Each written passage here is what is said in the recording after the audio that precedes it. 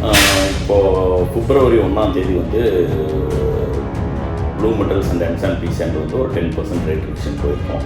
எங்களோட mining plan, நாங்கள் quarry licence வாங்கும்போது மைனிங் பிளான் அப்படின்னு சொல்லிட்டு எங்களுக்கு குவான்டிட்டியை ரொம்ப ரெஸ்ட்ரிக்ட் பண்ணிடுறாங்க. அதனால் எங்களால் ஃபுல் ப்ரொடக்ஷன் ஓட்ட முடியறதில்லை.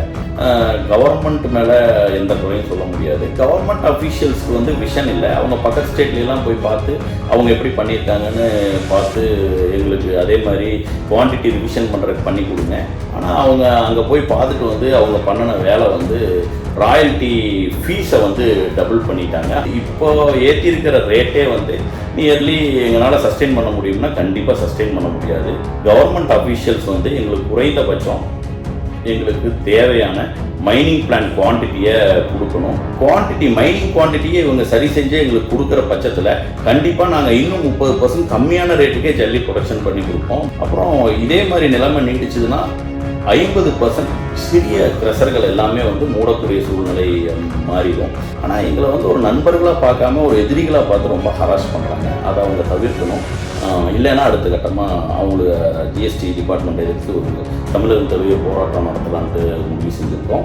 இப்போது இன்றைக்கி 10% ஏறுறதுக்கே வந்து பொதுமக்கள் கட்டுமான சங்கங்கள் எல்லாமே சிரமப்படுறாங்க. நாங்கள் அதுக்கு வருத்தப்படுறோம். ஆனால் இன்னொரு 5 வருஷத்துக்குள்ள இப்படிங்க வந்து மைனிங் ஜோனை ப்ரிசர்வ் பண்ணாமல் நீங்கள் டெவலப் பண்ணிட்டு போயிட்டு இருந்தீங்கன்னா கண்டிப்பாக ஜல்லியை நம்ம சவுத் ஆஃப்ரிக்காவிலேருந்து தான் வாங்கி ஆகணும். அப்போ நம்ம 25,000 ரூபா பே பண்ணுவோம்.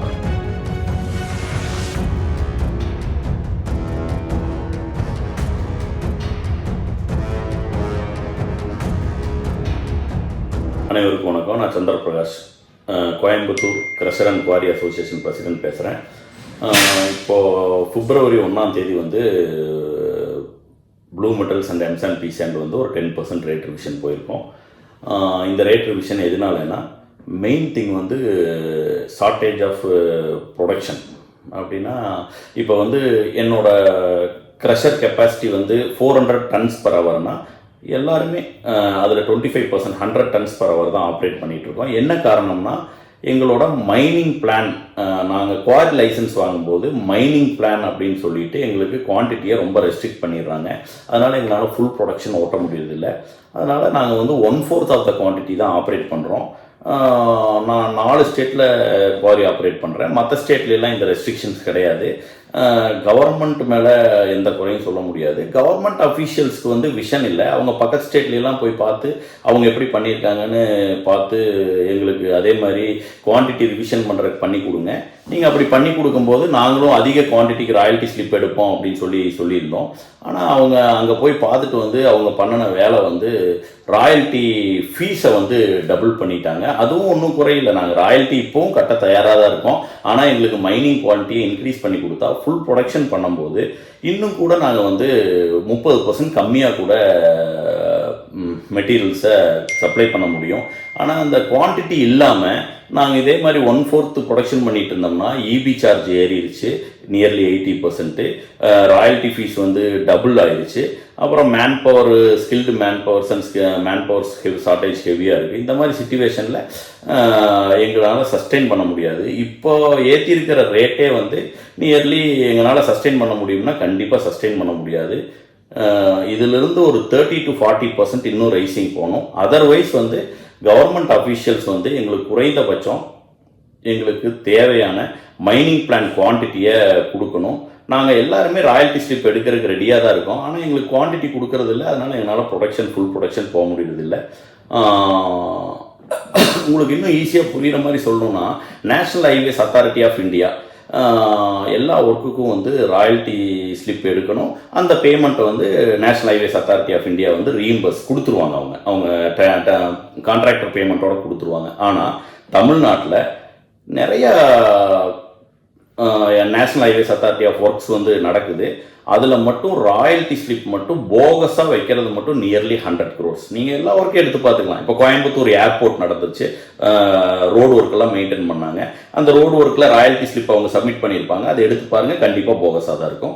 அதே மாதிரி இப்போது நேஷ்னல் ஹைவேஸ் அத்தாரிட்டி ஒர்க்ஸ் நிறையா நடந்துட்டுருக்கு. அதை எல்லாமே எடுத்து பாருங்கள். அதில் எல்லாமே வந்து 80% போகஸாக தான் இருக்கும். ஏன்னா கவர்மெண்ட்டு அந்த ராயல்ட்டி ஸ்லிப்பை சஃபிஷியண்ட்டாக கொடுக்கறதில்ல. சஃபிஷியண்ட்டாக கொடுக்கலன்னா அவங்க எப்படி அந்த ராயல்ட்டி ஸ்லிப்பை வாங்குறதுக்கு கான்ட்ராக்டர்ஸ் ரெடியாக இருந்தாலும் குவாரி ஓனர்ஸ் ரெடியாக இருந்தாலும் எப்படி வந்து கிடைக்கும்? இவங்க மற்ற ஸ்டேட்ஸ்லேருந்து அஃபீஷியல்ஸ் ஒரு தொலைநோக்கு பார்வையோட அவங்க போய் அங்கே என்ன பண்ணுறாங்க எப்படி பண்ணுறாங்கன்னு பார்த்துட்டு வந்து ஒரு கமிட்டி போட்டு பார்த்துட்டு வந்து இங்கே அதை வந்து நடைமுறைப்படுத்தணும். அதர் ஸ்டேட்ஸில் எல்லாமே வந்து சஃபிஷியன்ட் ராயல் ஸ்லிப்ஸ் கிடைக்குது. ஆனால் தமிழ்நாட்டில் அது ஒரு கவர்மெண்ட்டுக்கு இன்கம் கொடுக்கக்கூடிய விஷயம். ஆனால் அதை ஏன் ரெஸ்ட்ரிக்ட் பண்ணி வைக்கிறாங்கன்னு தெரியல. அதை அவங்க வந்து சரி செய்யணும். குவான்டிட்டி மைனிங் குவான்டிட்டியே இவங்க சரி செஞ்சு எங்களுக்கு கொடுக்குற பட்சத்தில் கண்டிப்பாக நாங்கள் இன்னும் 30% கம்மியான ரேட்டுக்கே ஜல்லி ப்ரொடக்ஷன் பண்ணி கொடுப்போம். ப்ளூ மெட்டல்ஸ் எல்லாமே ப்ரொடக்ஷன் பண்ணி கொடுப்போம். இப்போ வந்து 1/4 ப்ரொடக்ஷனில் கண்டிப்பாக இன்னும் ரேட் அதிகமாக தான் செய்யும்.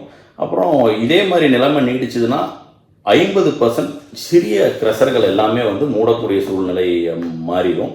அப்புறம் ஜிஎஸ்டி டிபார்ட்மெண்ட் நாங்களே எம்எஸ்எம்இஸ் 10 கோடி இன்வெஸ்ட்மெண்ட் பண்ணி ஒரு 50 கோடிக்கு வருஷத்துக்கு பிஸ்னஸ் பண்ணுற கிரஷர் ஓனர்ஸு.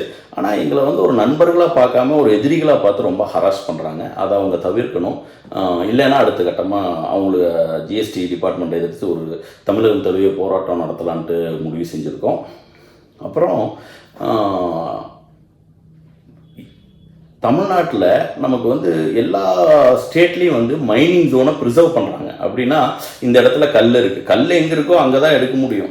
நீங்கள் கல் இல்லாத இடத்துல போய் எடுக்க முடியாது. ஆனால் டெவலப்மெண்ட் பண்ணும்போது இது மைனிங் ஜோனு ஃபார் குவாரிங்க அப்படின்னு சொல்லி ப்ரிசர்வ் பண்ணி வைக்கணும். அந்த மாதிரி ப்ரிசர்வ் பண்ணி வைக்கல. இப்போது இன்றைக்கி 10% ஏறுறதுக்கே வந்து பொதுமக்கள் கட்டுமான சங்கங்கள் எல்லாமே சிரமப்படுறாங்க. நாங்கள் அதுக்கு வருத்தப்படுறோம். ஆனால் இன்னொரு 5 வருஷத்துக்குள்ளே இப்படியே வந்து மைனிங் ஜோனை ப்ரிசர்வ் பண்ணாமல் நீங்கள் டெவலப் பண்ணிட்டு போயிட்டு இருந்தீங்கன்னா கண்டிப்பாக ஜல்லியை நம்ம சவுத் ஆஃப்ரிக்காவிலேருந்து தான் வாங்கி ஆகணும். அப்போ நம்ம 25,000 ரூபா பே பண்ணுவோம். இப்போ கட்டுமான துறையில் வெறும் 5% இருக்கிற ப்ளூ மெட்டல் அண்ட் ரோடு ஒர்க்கில் 30% இருக்கிற இந்த இது அப்படியே 5 மடங்கு அதிகமாயிரும். அப்புறம் காஸ்ட் ஆஃப் கன்ஸ்ட்ரக்ஷனு, காஸ்ட் ஆஃப் பில்டிங், ரோட்ஸ் எல்லாமே வந்து மிகப்பெரிய 3 டைம்ஸ் ஆகிடும்.